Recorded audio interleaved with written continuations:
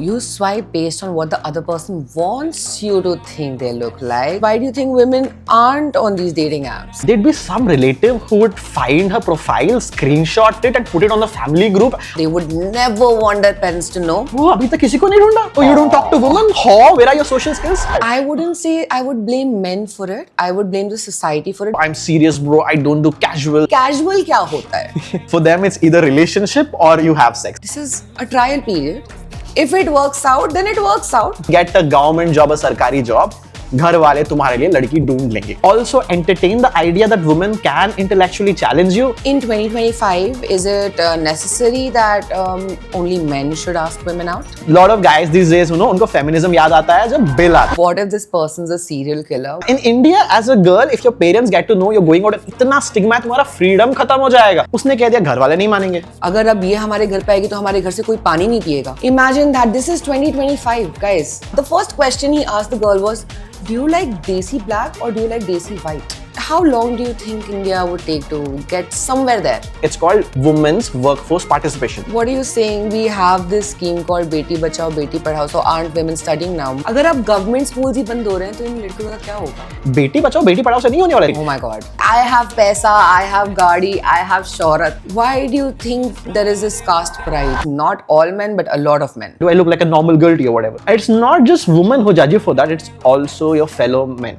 Date rapes have become so prevalent. Most men don't understand consent. Listen, you got her dinner, so now she should lay in bed with you, right? Anytime a guy does anything which is of effort, ऐसा कभी नहीं सोचना कि वो अपने अपने दिल से कर रहा है. Men get killed when a Muslim man starts dating a Hindu woman. It's love jihad. But when a Hindu man starts dating a Muslim woman, it's Ghar Wapsi. In today's day and age, people actually consider very deeply about what the other person's religion is before they decide to love. It's also the largest app where people have lost their identities. He's like, shit, ये भी picture गई मेरी. We never really spoke about men's safety. Patriarchal in its framing, it doesn't acknowledge the fact that men can also be a victim of these crimes. According to that, men in this country don't get raped.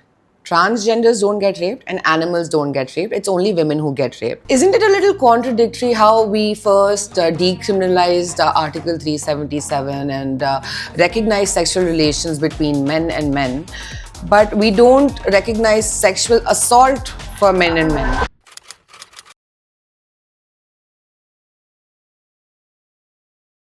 Hello guys, welcome to the much awaited Filter Khatam podcast. I am Lakshya. I go by the Instagram name Lakshya Speaks and I primarily talk about social and political topics from an anti-caste and feminist perspective. And with me we have... Hi guys, I'm Zoya and I am a professional yapper and a certified friend. And I guess that's why we're here today, so that it's not very formal and we don't have any filters. Welcome to Filter Khatam. Yeah. Zoya, tell us about the podcast. What's the idea behind it? So right now, what we're doing about this podcast is that we are going to be talking about social issues that are very relevant in everyone's day-to-day life. For this particular episode, we're going to start with modern dating. Do you want to say something about that, Laksh? I think dating in modern India, especially online dating and all, it is as bad as an Olympic sport. I would go as far to say it's a blood sport out there. It's really difficult and outrageous these days. One thing I might add is that when we were discussing these things, me and Zoya, we're friends of course, and we were discussing these things, there's a lot of feminist theory out there, there's a lot of sociology theory out there, but this theory, it's not really accessible for the mainstream masses. There's a lot of jargon out there. And we thought, look, this theory, this understanding, we can actually use that to make an analysis out of more relatable things which young people go through, be it dating, love life, marriage, divorce, corporate life, friendships, and so on. So that's the idea of the podcast, to basically bring in sociological, political, and feminist theory and make it more accessible through mundane discussions. Mundane discussions, you say. So let's dive deep in. Yeah. Right now? Okay. So Lakshay, I was wondering if you've ever seen any of these interfaces on the dating apps. How do you go about, not you specifically, when I say you, I mean universal you. How does one specifically go about, choosing a partner for themselves? And what is the first thing that they look for in a partner? in a very intuitive sense, as much as I've interacted with a lot of young people, including myself, what I believe is, even at some level, we all seek a meaningful emotional connection. Everyone wants companionship. And this companionship, what we intuitively believe is it should be based on something emotional, something of personality-based connection. However, the way these dating apps work, they are surprisingly superficial in nature.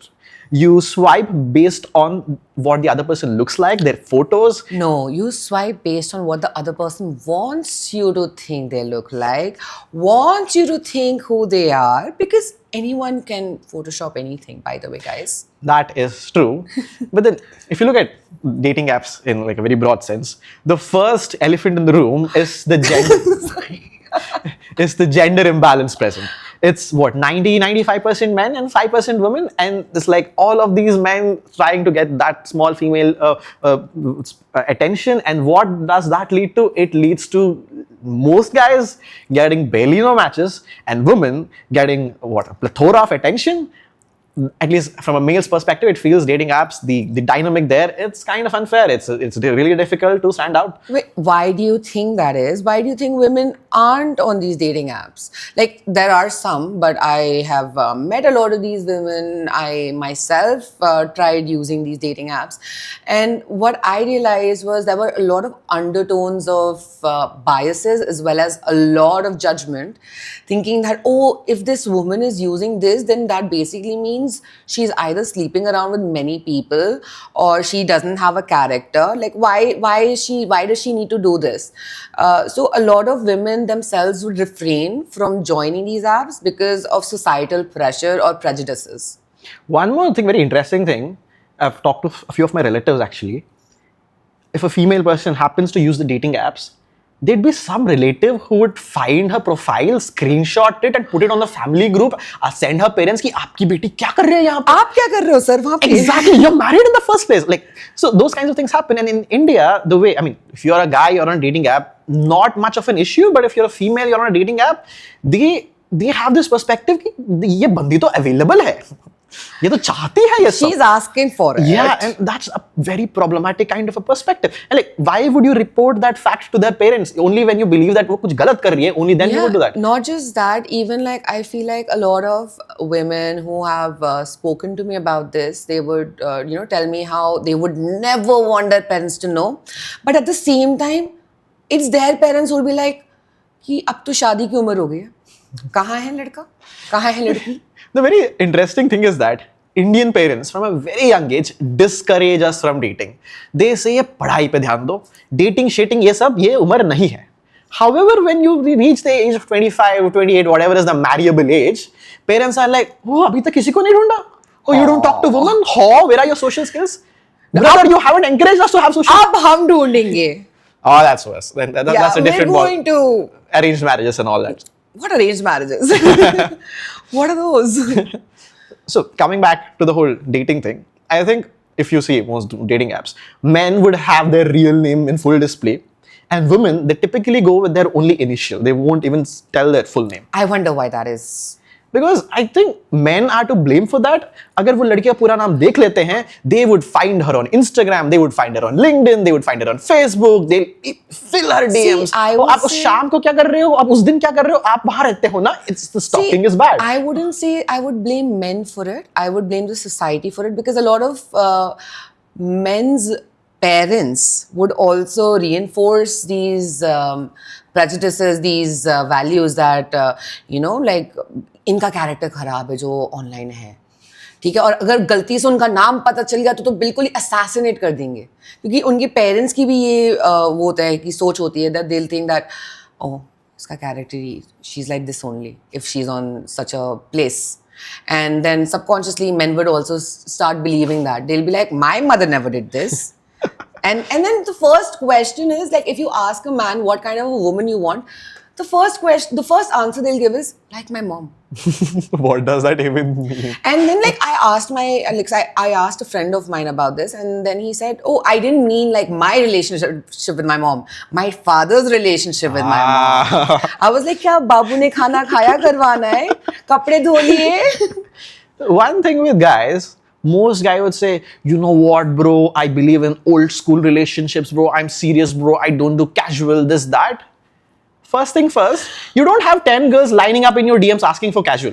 ठीक है? You don't have options in the first place. And कल को कोई लड़की तुम्हें DM करेगी तो उसी रात चले जाएगा उससे मिलने भाई casual के लिए. So don't give me that story. A lot of guys who say that, oh, I only believe in old school serious love. Brother, no one is giving you that casual option. I also don't understand why a lot of people don't understand the difference between a relationship, dating, hooking up, and casual. What is casual according to you? आप बोलो आपको क्या करना है, ये casual क्या होता है? See, casually seeing from what I understand is that you are just going out, hanging out, trying to figure out each other, trying to get to know each other. It's not necessarily getting physical. Okay, that is hooking up. In India, unfortunately, when a lot of guys, when they say casual, they basically means sex karegi kya. That is what they mean by it. Unfortunately, that's how I think the Indian male brain is wired. For them, it's either relationship or you have sex. There's no, getting to know. Why would I get to? You mean by that? I've heard people would want to do something like this, and I've also heard a lot of men say that this is a trial period. If it works out, then it works out. But other than that, I can't promise you anything. But if you want it to get real, you have to get intimate. Just casually. One thing I don't understand. A lot of men, they will tell you that, you know what, I want a virgin wife. I don't want a woman who has sex before marriage. मेरे को sex शादी के बाद चाहिए. मुझे चाहिए fresh लड़की. हाँ. And then like, trial period करते हैं शादी से पहले, देख लेते हैं, and in the trial period they expect you to have sex. Like, the contradiction is very apparent. I went through a study recently and it said that a huge amount of women feel that they are being forced into having physical relations just to prove commitment. If you don't get physical with someone, they will feel like, oh, तुम मुझे प्यार नहीं करती? What is this? I think, in a very crude sense, people of our generation, I wouldn't say just males, but mostly males, they lack communication skills. They lack that kind of clarity where they are upfront about it. They would initially say, oh, look, I want something serious. I won't touch you before marriage, this and that. But once you get into a relationship, once you're emotionally attached, their expectations change, their demands change. They feel they have emotional power over you. So they can say, ki, nahi, teko sex karna padega mere saath, otherwise I'll leave you, things of that sort. That, in a way, there's a word for it. It's called emotional blackmailing. Ah, of course, my favorite. Not just blackmail, also manipulation.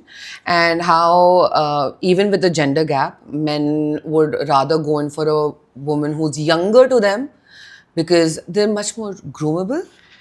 They'll act all as if they're like so educated and so woke and this and that, but unhe ladki young kyun chahiye?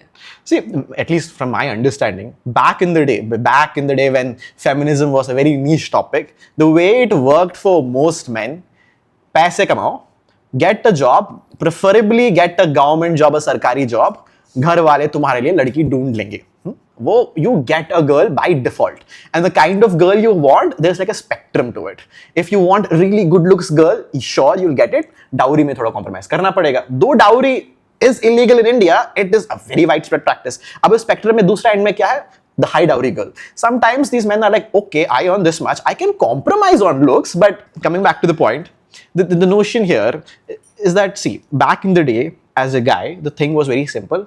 Career संभाल लो, you'll get a girl. The better your career, the better your money. If it's a sarkari job, you will get a beautiful looking girl. Beautiful in the sense of the social standards, right? However, now women are educated, women know their rights, women are outspoken. So men have to go talk to women, socialize, and also entertain the idea that women can intellectually challenge you. And that for a lot of men is not a comfortable position. They feel like उनका power चला गया है. अच्छा, तो अगर ये scene है, how, like, do you think that in 2025, is it necessary that only men should ask women out? And how does one ask a woman out, or how does one ask anyone out? Typically speaking, as a guy, I've been asked out myself and I've asked out people. And the way the gender dynamics work, if you're on a dating app where it's very less percentage of women and lot higher percentage of men, it's typically the guy trying to woo the girl or impress her or ask her out. It's very rare that a girl asks the other person. So that kind of a thing is there. in the way the gender dynamics work, at least in my experience, women don't directly ask. They do drop clues if they're interested in you. They'll Hey, listen, if they're replying to you, they're interested in you. Okay? Otherwise, there is something known as ghosting. Have you not heard? Yeah. That being aside, and who pays for the date? I think it goes without saying, whoever asks for the date has to pay for it. Lot of guys these days, उनको feminism याद आता है जब bill आता है. Basically, they'll be like, oh yeah, you're feminist, this, that, and they go on a date and they go order whatever, and the bill comes, and the guy is like, oh, feminism, chalo, let's split the bill. I think, see, it's like, अगर तुम अपने घर पे, if you're calling someone over for tea, and you're inviting them, right? What are you going to tell them? Ki, okay, now you have to give me 5 rupees for the milk, and you have to give me 2 rupees for water and 1 rupee for sugar. Let's move to something a bit more fucked up than that, okay? A lot of guys, when they take girls out to these fancy dates, उनका दिमाग में होता है, I took you out for this fancy date, I've spent 5,000 on the bill, now you have to sleep with me. That expectation is inbuilt. That उसने हाँ कर दिया, उसने इतना expensive date में, I don't know, mocktail पिया, ये किया, now she has to sleep with me. That is a very fucked up mindset which a lot of guys have. Exactly. And apart from that, the other thing, तुमने जो घर बुलाने का बात किया, if a girl comes over, a lot of men expect कि sex तो होना ही होना है. That her accepting the invite to come to his apartment is not consent. No, it's according to them, it's consent. Yeah, that's pretty fucked up, man. And see, the thing is, a lot of guys don't understand. Guys को लगता है यार dating is so hard, यार women को इतने options मिलते हैं. भाई तुम एक चीज समझो. The worst thing which can happen to you as a guy कि हाँ वो डेट पे जाती है, फिर वो गोल्ड डिगर निकलती है तुम्हारे हिसाब से कि वो बिल नहीं पे करती है, और आप मुझसे पूछो क्या होता है. और she'll probably be what, a catfish, कि उसके फोटोज एक जैसे हैं, रियल लाइफ में शायद she doesn't look the same. Those could be okay, I understand, valid issues at some level, sometimes not so valid issues कि हाँ she came out to a date, she should sleep with you. That's fucked up as a guy if you do that. But from a woman's perspective, the fucked up things, oh my god, women when they go out on a date. I will tell you. So, first of all, what if this person's a serial killer, which is a very high probability? Date rapes. Also, like a lot of these people, when you go out on dates with them, they would also like pretend to really be in love with you and stuff. Love bombing, as they call it. Love bombing. Yeah. Emotionally manipulative. On top of that, they'll start promising you a future only to get into your pants. Of course. Girls, be very careful. Always send your location to your trusted ones. Yeah. So exactly, guys need to understand that when a girl goes out, she is sending her location to 3 of her friends. Huh? She's carrying pepper spray and all that. और कोई घर पे नहीं बता सकता. हाँ, in India, as a girl, if your parents get to know you're going out, इतना stigma है, तुम्हारा freedom खत्म हो जाएगा. It is that bad. So if a girl is coming out on a date to meet you, she is putting in a lot more effort than you guys realize. लोगों को लगता है कि एक्सपेंसिव मेकअप लगा लिया, my God कितनी मेहनत हो गई. नो, तुम्हें पता नहीं क्या क्या लोग बुन के जा रहे होते हैं घर पे, क्या बता के जा रहे होते हैं, कौन से दोस्त के पास कौन जा रहा है. So yeah, a lot of guys, I don't think guys are empathetic to understand the female perspective. At least in my friends, none of them know this. They're like, oh, date है, उसको तो आ जाना चाहिए, क्या ही effort लगता है, मैं pick up कर लूँगा, ये कर लूँगा. Doesn't work that way. It doesn't. Do you think how much of it has changed, the dating scene in India has changed because of Western influences? Do you think that, because even right now arranged marriages are on rise, even after having, the facilities to facilitate dating through online applications, why do you think people are not able to find love? I think one very important aspect which we don't talk about, especially dating apps or love in general, love life in general, is that starting, say, you guys are of a different caste, say the guy is from a certain lower caste background, the girl is from an upper caste background, or vice versa, whatever it be. Starting में one party says, देखो मुझे फर्क नहीं पड़ता ये सब चीज़ों से, हाँ मेरे घर वाले progressive है, chill है, मान जाएंगे. But when 2 years into dating, 3 years into dating, I have multiple such stories where girls tell me, we were in love, everything was going well, we were emotionally intimate, physically intimate, we were together for many, many years, and last जब शादी की बात आई, उसने कह दिया घर वाले नहीं मानेंगे. Why? Caste is the reason. So I got a submission, a story submission from one of our followers. She told me that, she was working at a particular company, and she saw this random guy who was also working in the same company, and then they both started talking, and she didn't have any feelings towards him. But then this guy started professing feelings of love. She did not reciprocate, and she told him that, listen, we'd be better off as just friends. At that point of time, they didn't know each other's religion or caste or anything. It was just two individuals, a man and a woman, meeting and, finding each other attractive and all of that. Then after a couple of weeks, the girl also started feeling things. Then they started talking, and then they got into a relationship, only to find out that the girl is a Buddhist and the guy is a Brahmin Hindu. The guy was not earning half as much as the woman.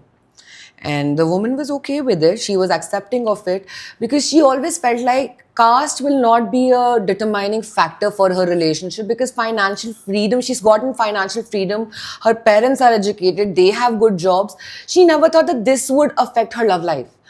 But then as soon as the guy introduced the girl to his parents, the mother started crying. And she's like, अगर अब ये हमारे घर पे आएगी तो हमारे घर से कोई पानी नहीं पिएगा.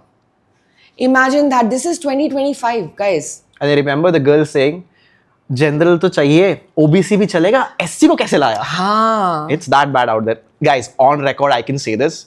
I, working in corporate, I was making about 30 LPA. I don't think I'm that bad looking either. एक लड़की ने मुंह पे बोला था, मैं ब्राह्मण हूँ, I can't do this because you are from a certain category. It's very apparent out there. Obviously, if you live in these privileged upper caste bubbles, तुमको पता ही नहीं लगेगा. You think everyone is equal, everyone is the same. But in dating, in online dating, the caste factor does play out very apparently. So I also remember, it's not just caste, there are a lot of other things that come into play. Like we were also talking about racism. I remember one of my friends was telling me about this Kashmiri guy from one of these very, very renowned NLUs from the south. This guy, the first question he asked the girl was, do you like desi black or do you like desi white?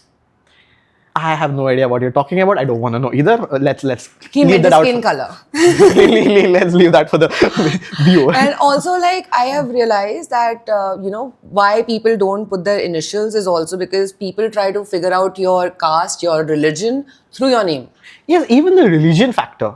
The thing is, obviously, when you're seeking out a partner or when you're seeking out something casual too, there is this forbidden fruit kind of an effect where people like to seek things which are considered taboo. They just fetishize it because they know for a fact that they're not going to get into it. Yeah. Like they will not get serious about it, but casually, yes. And this is not a new trend. I would say ever since the 80s, Indian men have been fetishizing bhabis. That's not a new thing. And nowadays, it's what? Muscle mommies or whatever. Mommies or what they call them? Yeah, but if we're talking about the religious factor, they would want to like... So I have seen this mostly in men. For men, I've seen that there have been studies wherein they have fetishized or sexualized a lot of women from the other community. Be it a different caste community, be it a different religious community. Why do you think that is? Well, I'm going to think this is a very interesting thing I was reading. I don't remember this verse exactly. This was in Germany. And you have these, the far-right anti-immigrant, anti-Muslim sort of groups. And they did some doxing kind of thing. They figured out their online history and all. And these guys, they were vocally anti-Muslim. Unka porn history dekhoge, it's all hijabi woman this, hijabi woman that. Like, you see the fetishization happening. The thing is, objectification of the woman of the so-called enemy, the other thing, it's very part of this fascist ethos. Where fascist ethos mein hamare jo ladkiyan hai, wo to, they're very pure, reserved, they're very shadi-shuda material. Whereas the women of the other community, they are ripe for whatever, sexual objectification, sexual exploitation, things of that sort. I've also noticed when you were talking about Germany just now, I was speaking to a German person, a man, and he told me, like, he'd come for an Indian wedding. He was very surprised by how lavish Indian weddings are. He was like, oh my God, you guys spend a bomb on weddings. We don't do that kind of stuff. I was like, okay. Then I asked him, like, what is the dating culture in Germany like? So the first thing he told me was that we always split the bill. And then I dived a little deeper to figure out how, because in India you can't do that. You can't expect that out of women because women are not at the same power, right? They're not at the same level. Socially, it's not the same level. Yeah, like the equal pay, what? Equal work, equal pay, what? Excuse me? But yeah, so like in Germany, they have equal pay. That's why the burden of spending is not just on the man. And how long do you think India would take to get somewhere there? In India, the thing is, the progress at which it should happen is not happening because, first of all, we are not acknowledging the problem. The basic problem here, if a very simple sense, was one very basic metric. It's called women's workforce participation. The number of women actually in the job market, employed, right? If you look at countries like China, it's over 70%. India, we're not even at 33. Listen, we are struggling. What are you saying? We have this scheme called Beti Bachao, Beti Padhao. So aren't women studying now? Is it not more tangible, like the results? The very systemic factors which actually prevent women from being employed is as basic as not having access to toilets. Guys can just pee in a tree shade or whatever, but for women you need to have a washroom. Women go through periods, things of that nature. You need to have those certain infrastructural facilities. Forget normal private whatever. Even in a lot of government offices, you wouldn't find clean, accessible toilets for women. That is a very, big obstacle. And I've seen a lot of women. One of the women I was talking with in my undergrad research, sociology research, she told me, toilet nahi hai, so मैं सुबह से शाम तक रोक के रखती हूँ. I don't even drink water because if I drink water, I'll have to go pee. But I don't have a space to do that. It's that bad. Yeah, I mean, I have seen a lot of new pink toilets being built by the UP government, which is a great initiative. But at the same time, I feel like it is still not reaching the inner parts of our country. And on top of that, government education in India is not growing. It is all becoming privatized. So eventually, I feel like, do you think there would be a time where parents would be okay? So I have noticed this, that if there's a household in a, let's say, a low-income household, and they have a son and a daughter, they would always prefer to educate their son in private institutes, and they would be like, ठीक है लड़की है जाए वो उसको school government school में भेजते हैं. अगर आप गवर्नमेंट स्कूल्स ही बंद हो रहे हैं तो इन लड़कियों का क्या होगा? The other thing why even if they have the money to send the girl to a private school, they wouldn't. First thing here is that they believe dowry. Yeah, exactly. Building on dowry, the thing is, the girl, if she's educated and she starts earning, and शादी के बाद तो she'll move to the ससुराल. So she'll earn money for the in-laws' house, not our house. So it's not an investment worth making. Exactly. It'll go to the other family, right? That's the thing is, if the government or anyone in power wants to really tackle this underlying system, they have to name the system, which is called patriarchy or pitrusata, whatever they want to call it in Hindi. But वो शब्द कहने के लिए आप डर रहे हो. If you're not naming it, if you're not understanding it, Beti Bachao Beti Padhao से नहीं होने वाला. It's only surface level. Right? You will have to name the patriarchy, you have to identify the underlying social structures upholding it, and then try to dismantle them one by one. If you're not even comfortable naming the devil in the room, how can you fight it? That is very true. I think we're digressing from the whole dating thing. Yeah. Because we're very vocal people, I suppose. So one more thing, dating from a guy's perspective. I mean, guys out there, because of the skewed gender ratios online, guys, they also, the one more thing is that, for instance, if I'm a guy, I'm say I've turned 18. If I've turned 18, and obviously the girls I'll be looking for would be girls around my age, right? Girls who are 18-year-old.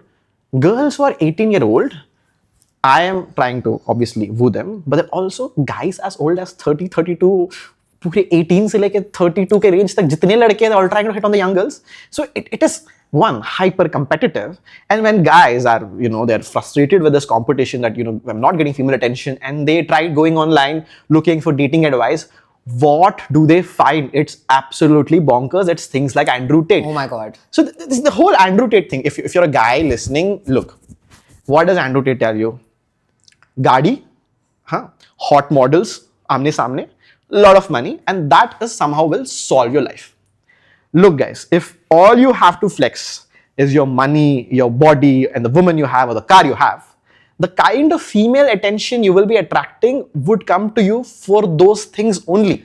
If you're really looking for a personal, emotional connection, you won't get that by flexing superficial things in the first place. Then they have a problem that why are women attracted to my money? Why are they gold diggers? If you're going to flex just about that, That is your entire personality. I have paisa, I have gaadi, I have shohrat. You should definitely be with me. The girl will be with you for For those that things. only, right? Exactly. So there are women out there who are a lot of women actually who seek an genuine emotional connection. But I think even women look at the superficial things on online, like on these dating apps. Given the fact that I have seen a lot of women who would swipe only on those bios, wherein the man says 6 feet, if that matters. But then they also want emotional connection. I just simply fail to understand this paradox. Like, what is happening? I think once we begin, all of us at some level want that emotional connection.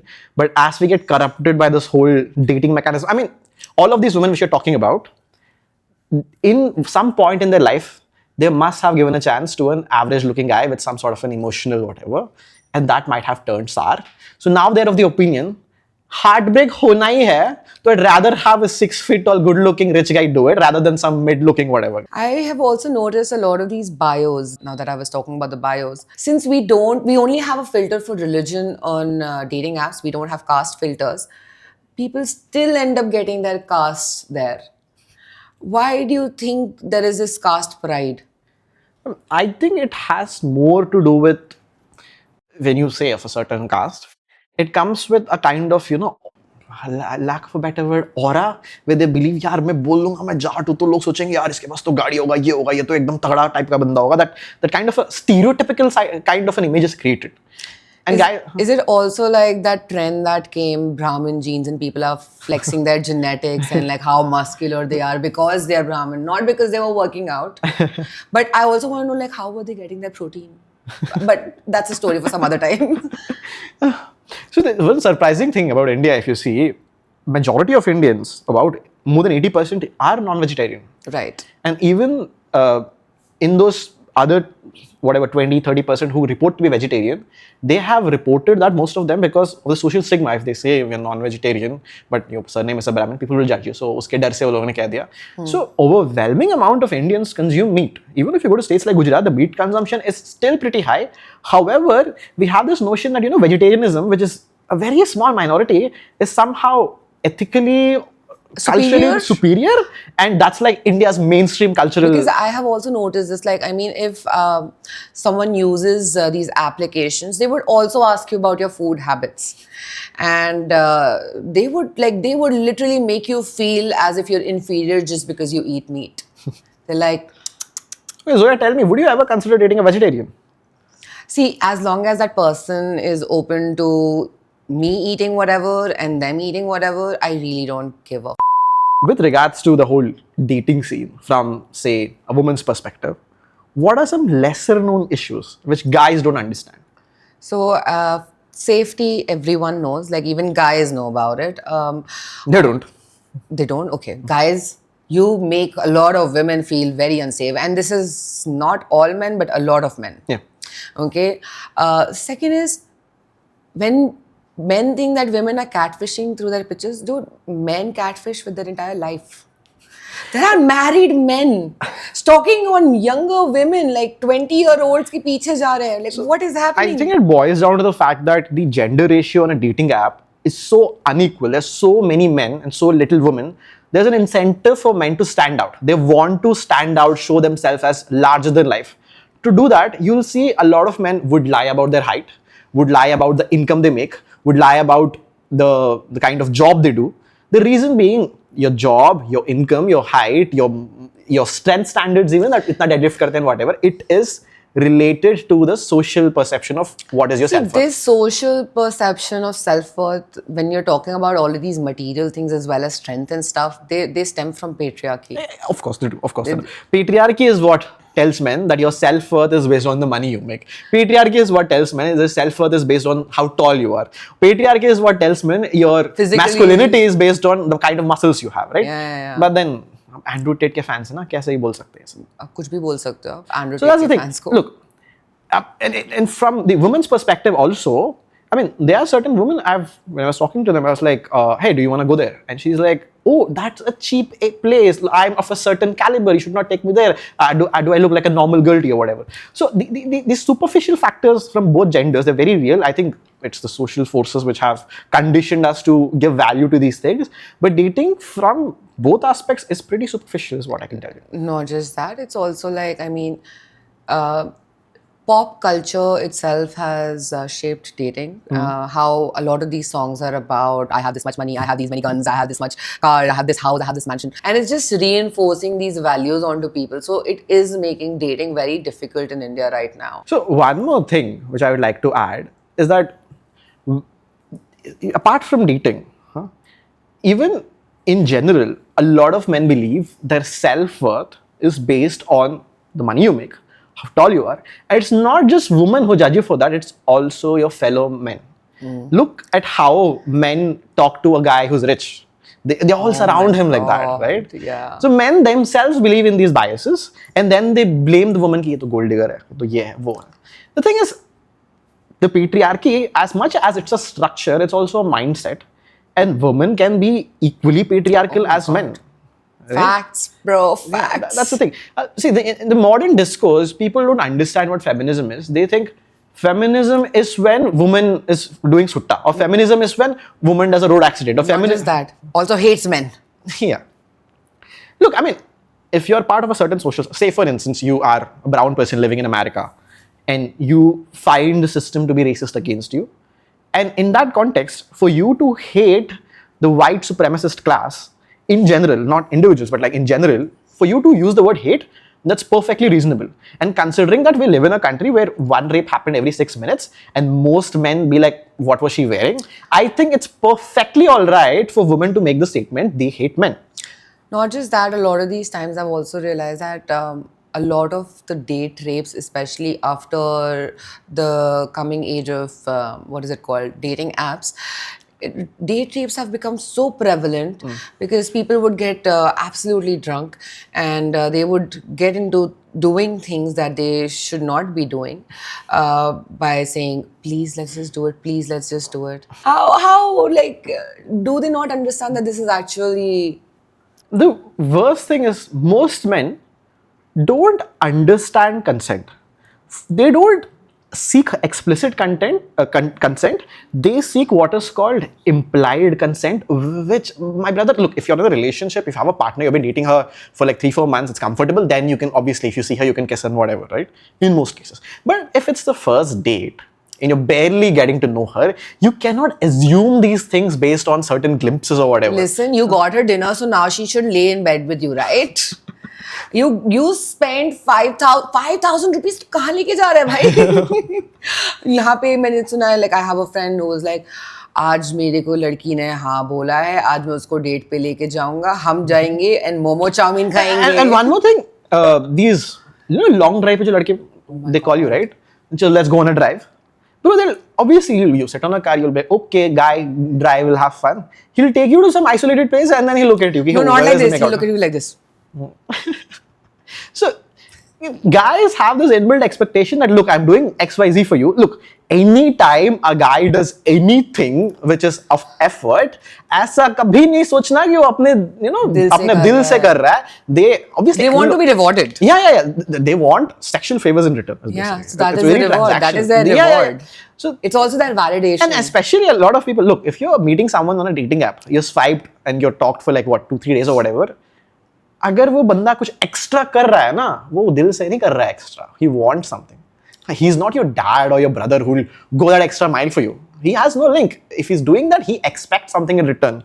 Either consciously, unconsciously, subconsciously, whatever, but they do. Yeah, I have seen a lot of couples survive intercaste relationships as well. Not a lot of stories about interfaith yet.